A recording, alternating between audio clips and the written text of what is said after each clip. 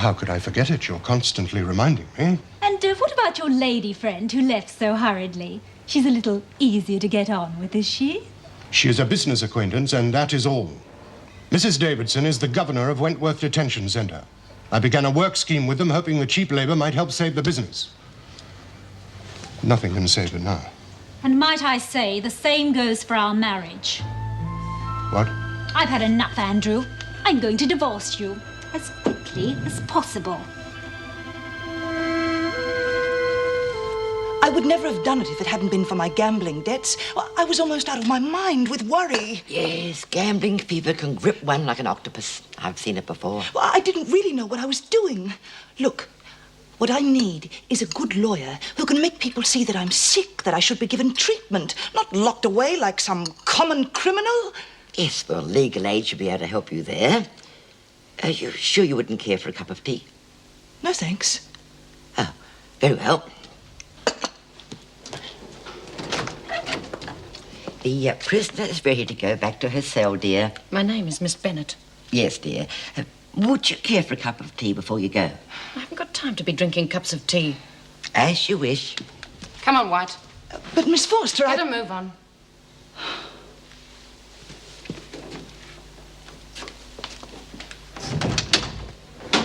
Well, good night. Night, Meg. No. Oh, hello, Meg. You're just off. Yes, I am. Are you all right? Yes, why? I just thought you looked very tired. No, I'm fine. What are you doing tonight?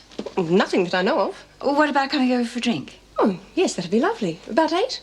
Yes, that'd be fine. I'll see you then. I heard Kay White's claiming her food's been poisoned. I don't think our food's that bad. You don't really think someone's tampered with it, do you? No, but I still have to investigate. Well, I'll see you tonight. Bye. Bye. Everything quiet? Yes, Mrs. Davidson. Good night, all. Oh, Miss Forster, I must apologize. I haven't had a chance to talk to you properly today. Oh, it's no problem, dear. I've got myself nicely settled in. Good. Well, we'll have a chat tomorrow. As you wish. Bye-bye. Oh, Miss Forster. Would you get her back, please, Mr. Fletcher? She hasn't signed off. Right. You'd think she'd know the ropes by now. She's been a social worker for so many years. Well, perhaps she's getting a little absent-minded. Not going to be much of an asset to the place then, is she? Give her a chance, Miss Bennett. It is her first day. I'll be in the kitchen if anyone wants me. What a tiresome lot of nonsense, all this signing in and signing out. Yes, I know, but it is the regulation, Miss Foster. All right. Good night again. Night. Good afternoon. Good night, indeed. Have you seen what time it is? She should be putting in another couple of hours. Well, it is the first day. Perhaps she's a bit tired. Well, she's not going to be overworked if she keeps on at this rate. All she's done today is see one prisoner. Well, maybe she'll get stuck into the work tomorrow. Oh, we'll see. But old Vinegar just wouldn't listen.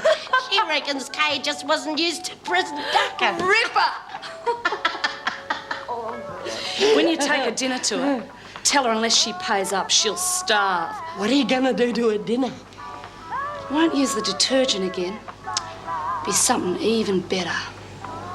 Hey, what about that real hot sauce? You remember we had that Mexican stuff once? Oh, it was awful, and it had that stuff all over it. Tabasco? Yeah. Yeah, that's just the thing. Burn her tongue out.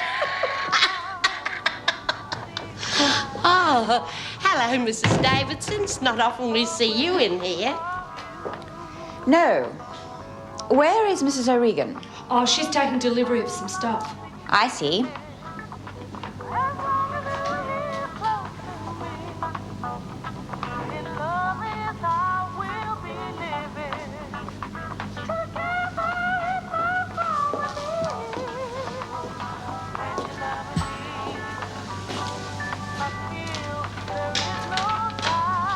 Mrs. Davidson, everything all right?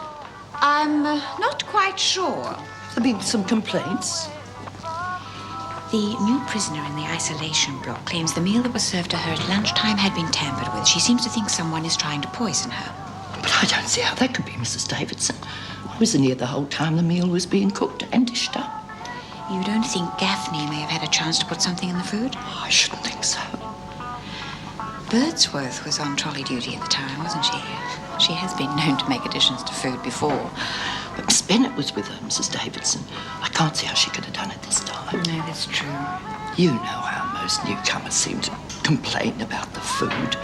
I don't know why. I do my best. Yes, I know you do. But Just keep a close watch on the women working in the kitchen. I don't want this talk of White's food being poisoned to give anyone any ideas. I'll be careful, Mrs. Davis. Thank you.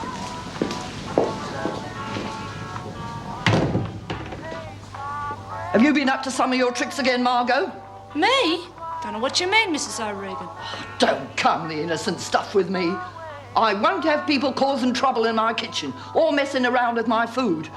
Now, you just behave yourself, or I'll speak to Mrs. Davidson and I'll have you put on lavatory duty. I haven't done nothing. What are you going on about? I'm just warning you, that's all. And you two. What am I supposed to have done? I just don't think you two are a good pair to have together.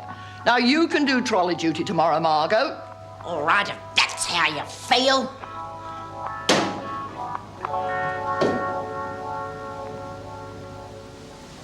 I'm glad you could come, Meg. To be perfectly honest, I felt I couldn't bear to spend the evening alone. It's nice to be here. Thank you. I suppose you know about the report Vera's put in about the factory. Yes, she has mentioned it.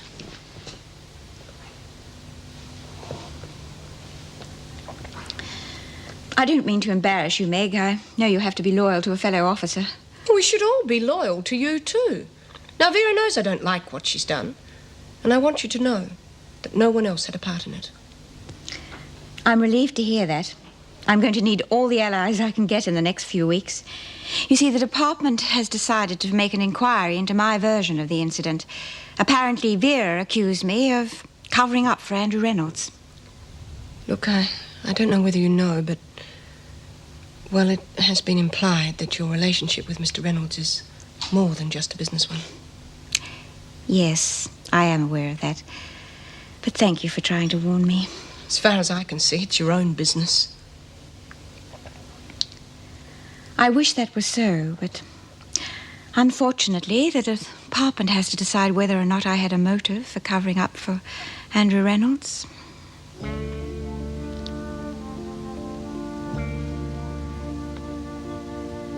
But I assure you, Meg, we are purely business acquaintances. Excuse me.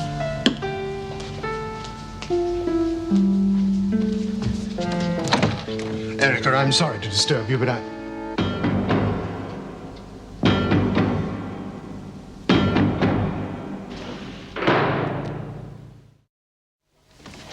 Of course you know Mr. Reynolds, Meg. Yes.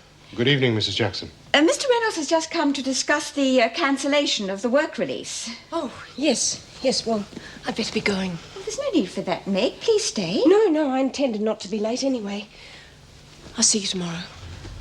I'm sorry, Meg, but there's no need for you to go, you know. Oh, I know that. But you want to talk business. Good night. Good night. Good night, Meg. I'm sorry I've embarrassed you. Embarrassed me?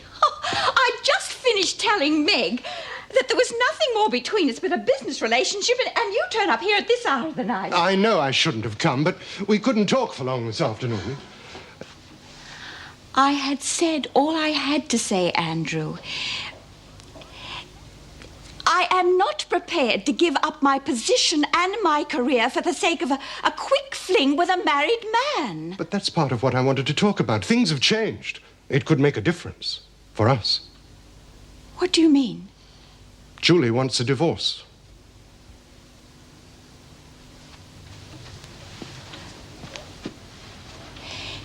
No, Andrew, it's no use. Don't you see, if we were to go ahead with our relationship and make it known, it would only confirm the suspicions that we were having an affair. I would most certainly lose my position at Wentworth and probably be fired from the department altogether. And is that what's most important to you? Yes, it is. My work is my whole life. I couldn't be happy without it. Well, at least I know where I stand. I'm sorry, Andrew. I didn't mean to hurt you. I'm sure neither of us realized what we were getting into. So this is really it, then? I'm afraid so. I like you very much.